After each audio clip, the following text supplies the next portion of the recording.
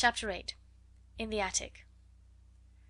The first night she spent in her attic was a thing Sara never forgot. During its passing she lived through a wild, unchildlike woe of which she never spoke to anyone about her. There was no one who would have understood.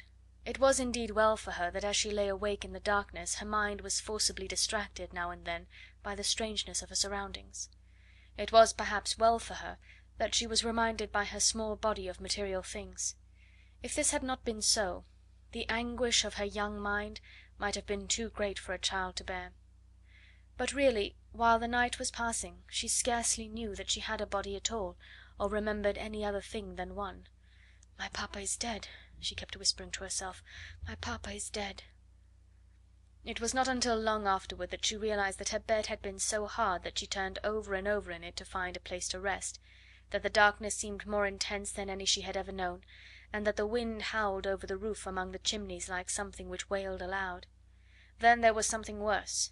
This was certain scufflings and scratchings and squeakings in the walls behind the skirting boards. She knew what they meant, because Becky had described them. They meant rats and mice who were either fighting with each other or playing together. Once or twice she even heard sharp-toed feet scurrying across the floor, and she remembered in those after days, when she recalled things, that when first she heard them she started up in bed and sat trembling, and when she lay down again covered her head with the bedclothes. The change in her life did not come about gradually, but was made all at once. "She must begin as she is to go on," Miss Minchin said to Miss Amelia. "She must be taught at once what she is to expect." Mariette had left the house the next morning. The glimpse Sara caught of her sitting room as she passed its open door showed her that everything had been changed. Her ornaments and luxuries had been removed, and a bed had been placed in a corner to transform it into a new pupil's bedroom. When she went down to breakfast she saw that her seat at Miss Minchin's side was occupied by Lavinia, and Miss Minchin spoke to her coldly. "You will begin your new duties, Sara," she said, "by taking your seat with the younger children at a smaller table. You must keep them quiet, and see that they behave well and do not waste their food. You ought to have been down earlier. Lottie has already upset her tea." That was the beginning, and from day to day the duties given to her were added to. She taught the younger children French and heard their other lessons, and these were the least of her labours. It was found that she could be made use of in numberless directions. She could be sent on errands at any time and in all weathers. She could be told to do things other people neglected.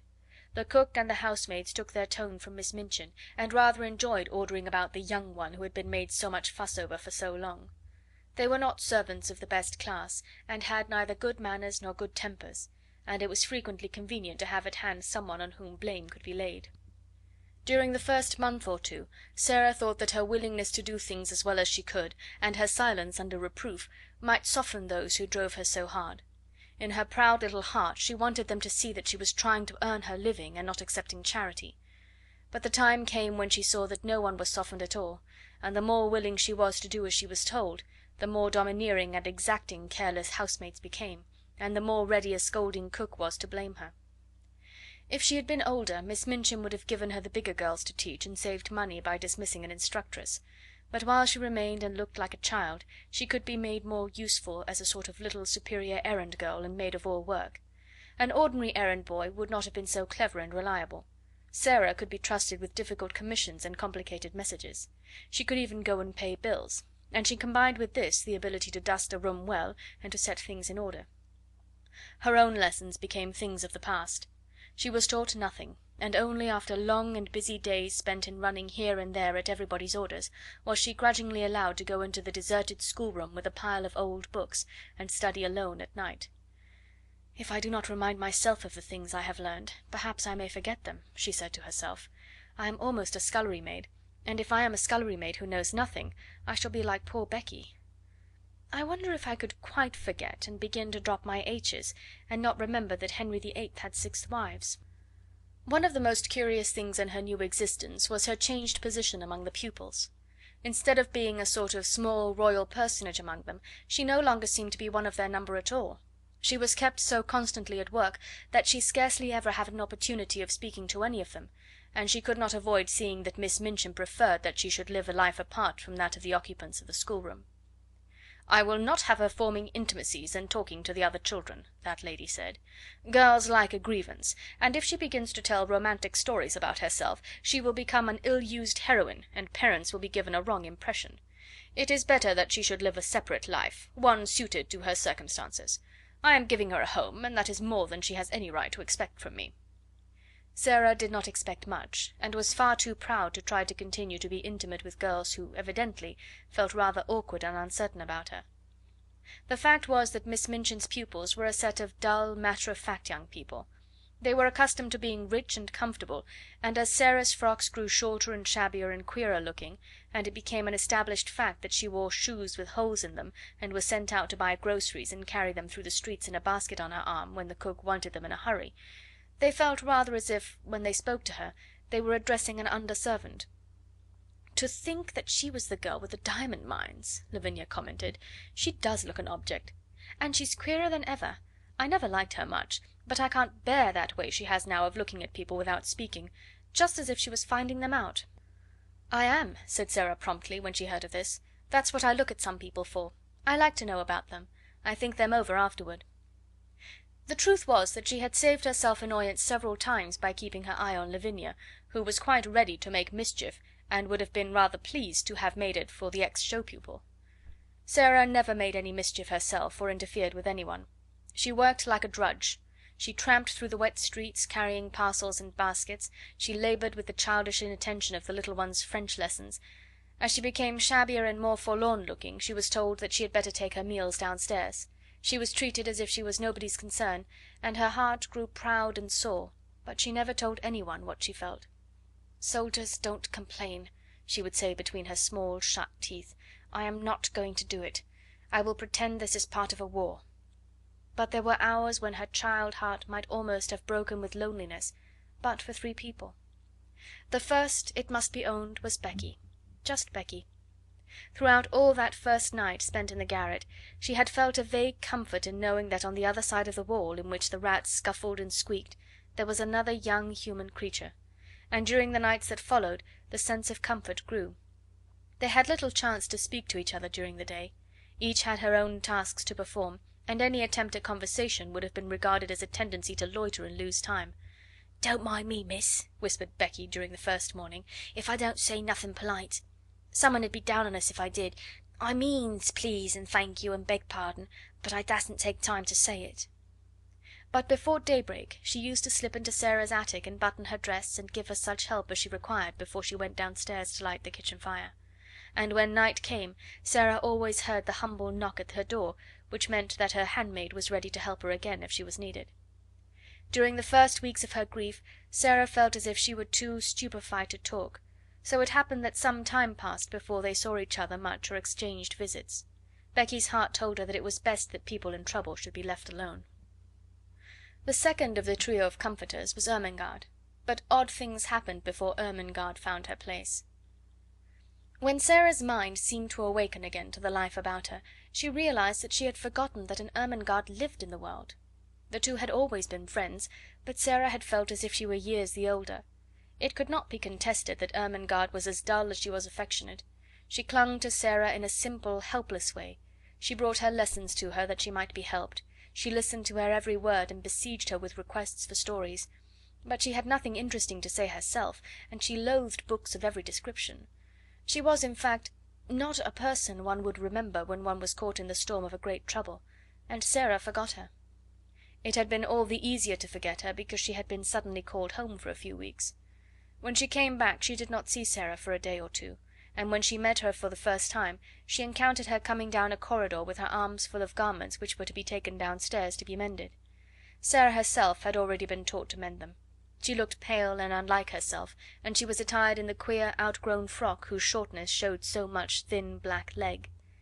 Ermengarde was too slow a girl to be equal to such a situation. She could not think of anything to say.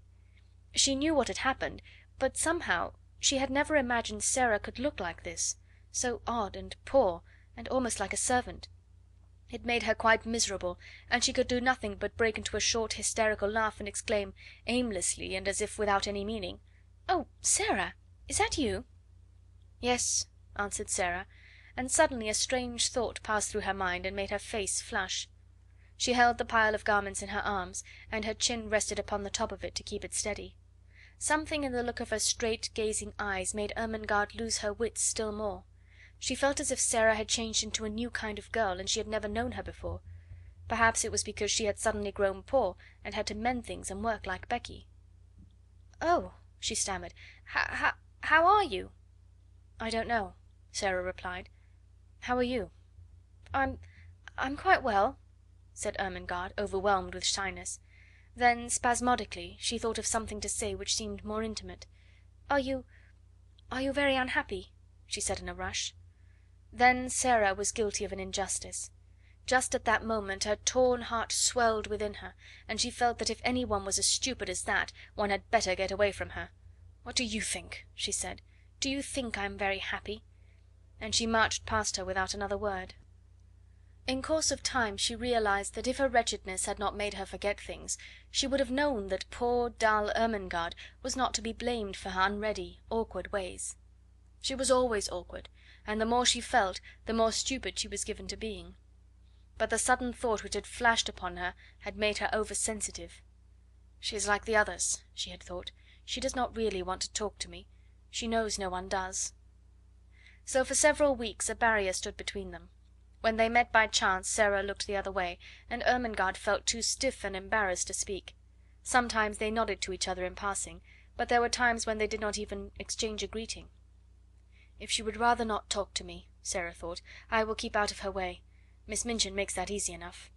Miss Minchin made it so easy that at last they scarcely saw each other at all. At that time it was noticed that Ermengarde was more stupid than ever, and that she looked listless and unhappy. She used to sit in the window seat, huddled in a heap, and stare out of the window without speaking. Once Jessie, who was passing, stopped to look at her curiously. "What are you crying for, Ermengarde?" she asked. "I'm not crying," answered Ermengarde in a muffled, unsteady voice. "You are," said Jessie. "A great big tear just rolled down the bridge of your nose and dropped off at the end of it. And there goes another." "Well," said Ermengarde, "I'm miserable, and no one need interfere," and she turned her plump back and took out her handkerchief and boldly hid her face in it. That night, when Sara went to her attic, she was later than usual. She had been kept at work until after the hour at which the pupils went to bed, and after that she had gone to her lessons in the lonely schoolroom. When she reached the top of the stairs she was surprised to see a glimmer of light coming from under the attic door. "Nobody goes there but myself," she thought quickly, "but someone has lighted a candle." Someone had indeed lighted a candle, and it was not burning in the kitchen candlestick she was expected to use, but in one of those belonging to the pupils' bedrooms. The someone was sitting upon the battered footstool, and was dressed in her nightgown and wrapped up in a red shawl. It was Ermengarde. "Ermengarde!" cried Sara. She was so startled that she was almost frightened. "You will get into trouble." Ermengarde stumbled up from her footstool. She shuffled across the attic in her bedroom slippers, which were too large for her. Her eyes and nose were pink with crying. "I know I shall, if I'm found out," she said, "but I don't care. I don't care a bit. Oh, Sara, please tell me. What is the matter? Why don't you like me any more?" Something in her voice made the familiar lump rise in Sara's throat. It was so affectionate and simple, so like the old Ermengarde who had asked her to be best friends. It sounded as if she had not meant what she had seemed to mean during these past weeks. "I do like you," Sara answered. "I thought... you see, everything is different now. I thought you were different." Ermengarde opened her wet eyes wide. "Why, it was you who were different," she cried. "You didn't want to talk to me. I didn't know what to do. It was you who were different after I came back." Sara thought a moment. She saw she had made a mistake. "I am different," she explained, "though not in the way you think. Miss Minchin does not want me to talk to the girls. Most of them don't want to talk to me. I thought perhaps you didn't, so I tried to keep out of your way." "Oh, Sara!" Ermengarde almost wailed in her reproachful dismay. And then, after one more look, they rushed into each other's arms. It must be confessed that Sara's small black head lay for some minutes on the shoulder covered by the red shawl. When Ermengarde had seemed to desert her she had felt horribly lonely. Afterward they sat down upon the floor together, Sara clasping her knees with her arms, and Ermengarde rolled up in her shawl. Ermengarde looked at the odd, big-eyed little face adoringly. "I couldn't bear it any more," she said. I dare say you could live without me, Sarah, but I couldn't live without you. I was nearly dead. So to-night, when I was crying under the bedclothes, I thought all at once of creeping up here and just begging you to let us be friends again." "You're nicer than I am," said Sarah. "I was too proud to try and make friends. You see, now that trials have come, they have shown that I am not a nice child. I was afraid they would. Perhaps," wrinkling her forehead wisely, "that is what they were sent for." "I don't see any good in them," said Ermengarde stoutly. "Neither do I, to speak the truth," admitted Sarah frankly. "But I suppose there might be good in things, even if we don't see it. There might," doubtfully, "be good in Miss Minchin." Ermengarde looked round the attic with a rather fearsome curiosity. "Sarah," she said, "do you think you can bear living here?" Sarah looked round also. "If I pretend it's quite different, I can," she answered. "Or if I pretend it is a place in a story." She spoke slowly. Her imagination was beginning to work for her. It had not worked for her at all since her troubles had come upon her. She had felt as if it had been stunned. "Other people have lived in worse places. Think of the Count of Monte Cristo in the dungeons of the Chateau d'If, and think of the people in the Bastille." "The Bastille!" half whispered Ermengarde, watching her and beginning to be fascinated. She remembered stories of the French Revolution which Sarah had been able to fix in her mind by her dramatic relation of them. No one but Sarah could have done it. A well known glow came into Sarah's eyes. "Yes," she said, hugging her knees, "that will be a good place to pretend about. I am a prisoner in the Bastille.